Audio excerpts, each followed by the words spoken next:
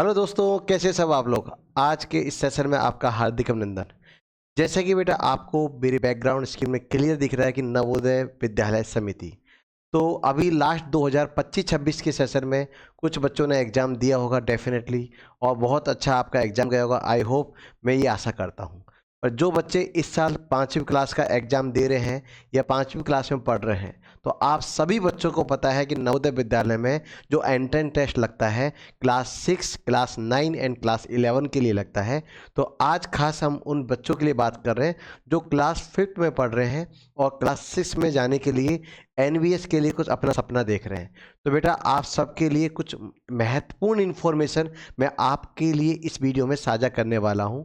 NBS की तैयारी करने का है आपका विचार, और 2026-27 में आप देने वाले हैं इसका एग्ज़ाम, तो आपको करनी पड़ेगी अभी से ही तैयारी।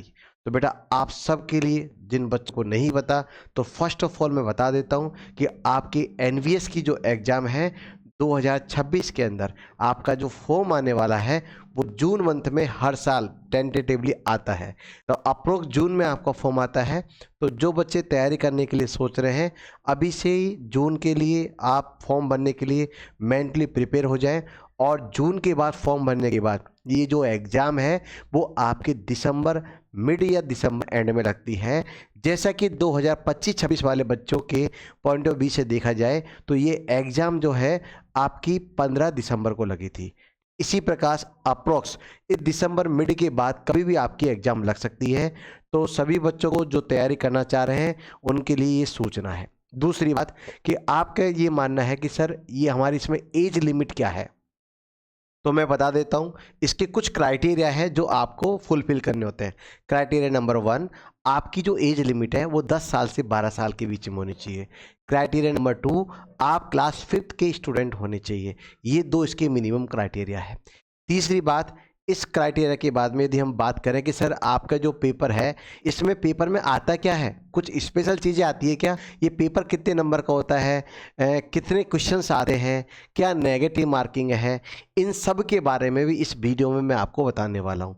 पर इन सब चीज़ों को जानने के लिए यदि आप पहली बार इस वीडियो को देख रहे हैं और पहली बार अपने इस चैनल पे आए हैं स्टेप अप पाठशाला के पर, तो आप ज़रूर सब्सक्राइब करना न भूलिए, क्योंकि यहाँ अब रेगुलर आपके लिए कुछ न कुछ एनबीएस से रिलेटेड कोई न कोई टॉपिक को लेकर, कोई न कोई पॉइंटों को लेकर डिस्कशन होने वाला है। डेफिनेटली बच्चों ये पूरा चैनल डेडिकेटेड आपके लिए, पूरी टीम तैयार है आपके इन कोर्स के लिए, जहां आपकी कोर्स में कुछ सब्जेक्ट, महत्वपूर्ण सब्जेक्ट आती है, जैसे कि तार्किक गणित जो लिखा हुआ है, रीजनिंग वाला पार्ट, जो कि आपके एग्जाम में 40 क्वेश्चन आते हैं बेटा, और 50 नंबर का वेटेज रखते हैं।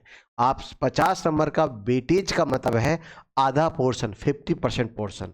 उसके बाद में आपके 20 क्वेश्चन आपके अंक गणित, मैथमेटिक्स के आते हैं, जहां आपका पोर्शन ये 25 नंबर का पोर्शन कवर करते हैं।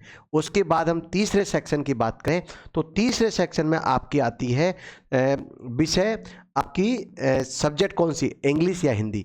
उसमें इंग्लिश वाले सब्जेक्ट के वही 20 क्वेश्चन आपके 25 नंबर के।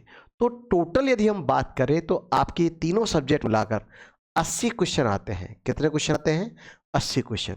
और कितने नंबर के हैं? 100 नंबर के। पहली बात। दूसरा, आपके मन में ख्याल आ रहा होगा सर कैसे में नेगेटिव मार्किंग है क्या? तो बेटा कोई नेगेटिव मार्किंग नहीं है। दूसरी बात ये। तीसरी बात क्या है कि सर इसका एग्जाम के लिए हम जो फॉर्म भरेंगे तो हमें कहाँ स्कूल मिलेगा, कौन सा स्कूल मिलेगा? तो बेटा मैं इसके बारे में बता देता हूँ।